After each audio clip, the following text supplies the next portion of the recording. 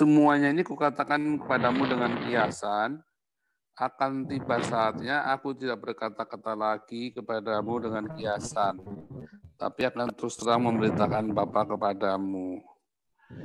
Ya.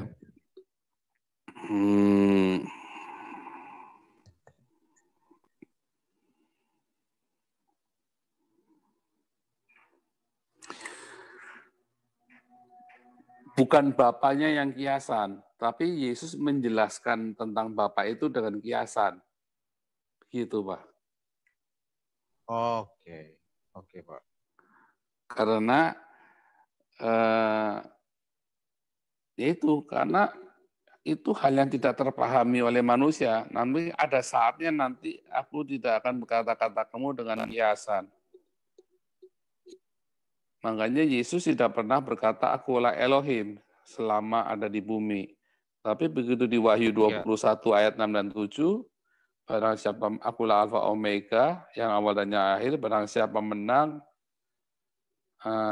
aku akan menjadi Allahnya. Tadi kan terang-terangan Yesus ngomong begitu. Tadinya kan pakai kiasan. Nggak pernah bilang akulah Elohim. Begitu. Tidak ada satu ayat pun di Alkitab, Yesus berkata, aku adalah Elohim, kecuali di Wahyu 21 ayat 6 dan 7. Itu Pak masalahnya. Pak. Jadi saya yakin itu adalah bukan Bapaknya yang kiasan, tapi dia membuat, waktu Yesus menjelaskan metafora itu, menjelaskan dengan metafora tentang Bapa, tetapi bukan Bapaknya itu adalah kiasan, bukan. Lantas Pak, kalau dikaitkan dengan Wahyu 4 ayat 2, di situ secara hurufiah, saya cuma tahu bahasa Indonesia Pak, dikatakan bahwa duduk seorang di tahta Allah itu duduk seorang duduk seorang. Wahyu 4 ayat 2. Ayat 2. Iya. Dan pada akhirnya di Wahyu 21 ayat 16-17, Yesus terang-terangan mengaku bahwa Yesus adalah roh dan Yesus itu adalah Elohim. Ya, pada ujung. Apakah itu gimana tuh Pak? Ada tahta Allah, ada tahta anak domba kan?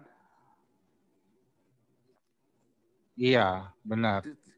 Di dalam Wahyu, sampai nanti di Wahyu 22, baru ada satu tahta. Tetapi sebelumnya selalu ada cerita tahta Allah dan tahta anak domba. Iya Pak. Jadi ketika bilang tahta itu, jadi kita mesti lihat. Tapi kita lihat sekarang, apakah kata seorang itu dari kata apa ya? Wahyu 24, Wahyu 4 ayat 2. Wahyu 4 ayat 2. Ya, ini bagus ya. Jadi untuk penjelasan seperti ini, lihat. Kalau kita lihat di Wahyu 4 ayat 2 ini, kata seorang itu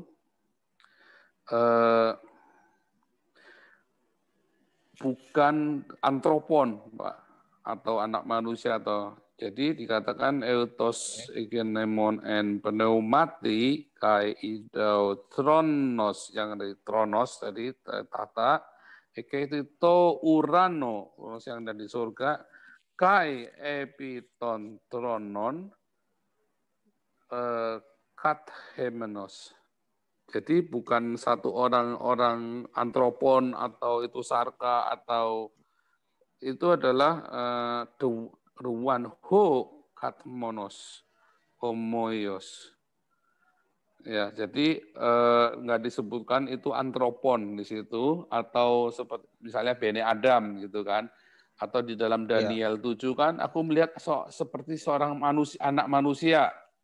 Ya kan, Bene Adam, aku melihat seperti Bene Adam gitu kan, atau Huio, ya kan, aku seperti lihat Huio ton antropon, tapi nggak disebutkan di sini Pak, di dalam Wahyu. Jadi pokoknya bisa jadi ini adalah Elohim sendiri, lagi cerita tentang tentang sang Theos itu, Ho Theos itu Pak.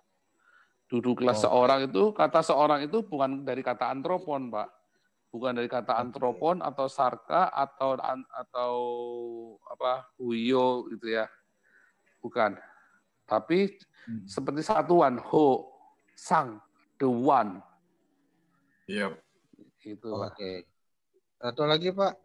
Ya. Dalam 1 Korintus 8 ayat 6 itu kalau secara pengertian hurufiah bahasa Indonesia, saya melihat ini mungkin balik lagi ya.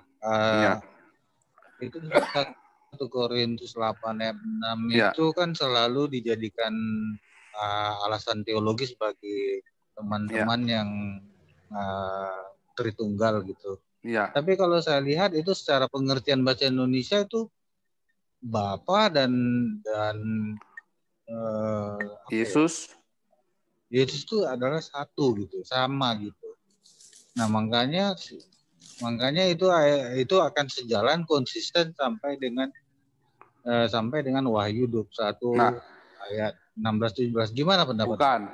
Bukan. Jadi ya? Si Teki itu berusaha menyamakan 1 Korintus 8 ayat 6 itu dengan Ulangan 6 ayat 4. Jauh, Pak, nggak nyambung begitu. Oh gitu ya, Pak ya. Sebab nanti begini, Pak. Semua orang akan bisa merujukan ayat ini kemana saja. Ya, tetapi benar. Saksi Yehova kan bilang, nah inilah buktinya justru bahwa ada Allah yang Bapa, ada Yesus Kristus yang Tuhan. Mengapa tidak disebut Yesus yang Allah atau Tuhan yang Allah? Tuhan Allah dan Allah Yesus.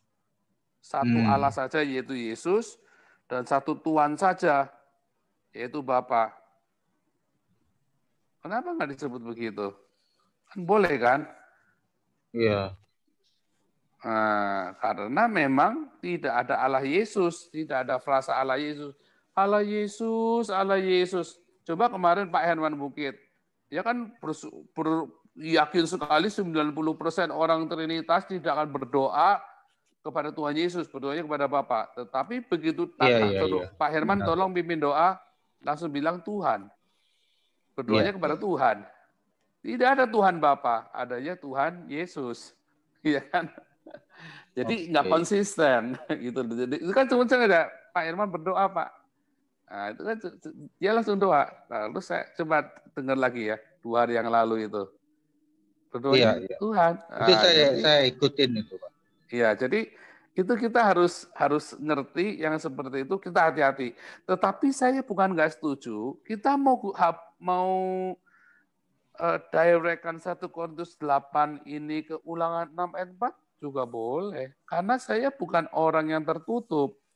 Tetapi kita harus ingat ada orang yang punya pandangan berbeda dengan Anda. Karena itu adalah sebuah tafsir. Jadi bisa nggak kalau dibalik? Bahwa ini 1 Korintus 8 ayat 6 membuktikan bahwa Allah dengan Yesus itu beda. Saksi Yehova kan bilang ini beda. Bisa, boleh. Benar. Secara logik bisa aja. Bisa, gitu loh. Ya. Makanya jangan melampaui yang tertulis. Udah, ini nggak berarti apa, Pak? Nggak berarti bahwa Allah dengan Yesus berpisah, tetapi nggak berarti Allah dengan Yesus adalah satu. Pokoknya yang namanya Allah yang tunggal selalu dipanggil Bapa. Tetapi yang namanya Yesus, dia minta kita memanggilnya Tuhan. Tidak meminta, Yesus tidak meminta kita memanggilnya Bapa. Yesus minta kita memanggilnya Ho Kurios. Dan sorry Pak, potong Pak. Ya. Sorry Pak. Karena memang secara letter-letter di Alkitab saya baca memang tidak ada benar yang Bapak bilang, tidak ada Yesus tidak meminta kita memanggil dia Bapa gitu kan. Tapi kalau secara orang berdoa kepada Bapa itu Pak, karena kan itu kan menimbulkan pengertian yang bias setelah saya dengar. Iya, karena itu ada kerancuan teologis itu. Iya, kerancuan, betul. Boleh mungkin itu bahasanya. Boleh, nggak apa-apa. Karena kita mungkin bingung yang dengar, tetapi Tuhan kita tidak akan bingung. Percaya deh. Bahkan ketika Anda tidak punya kata-kata untuk diucapkan hanya dengan bahasa tetesan air mata, Tuhan kita itu bisa bahasa Jerman, bahasa Prancis, bahasa Jawa, bahasa Dayak. Nggak macam Tuhannya Islam, cuma bisa ngarap doang. Iya, Pak. Iya, saya dengar pengajaran Bapak ini memang saya melepaskan perangkap-perangkap teologis yang ada di pikiran-pikiran saya. Justru memang kita jadi merdeka gitu toh, Pak. Iya. Nah, itu yang mau saya coba bangun, coba belajar lagi lah, karena saya kan nggak ada dasar teologi. Luar biasa.